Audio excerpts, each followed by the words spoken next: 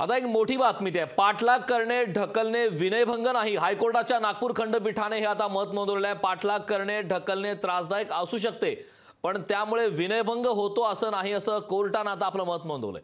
महिलेचा पाठलाग करणे, तिला शिवीगाळ करणे आणि सायकल चालवताना ढकलणे हा विनयभंगाचा गुन्हा ठरत नाही, असं मुंबई हायकोर्टाच्या नागपूर खंडपीठाने विनयभंगाच्या एका प्रकरणात निकाल देताना म्हटलंय।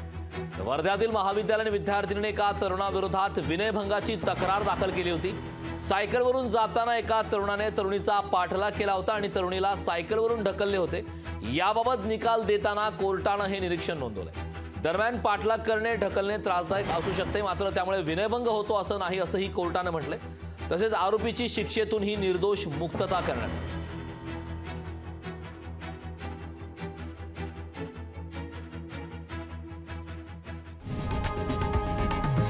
लोकशाही मराठी ऐका, पहा, जागरूक रहा।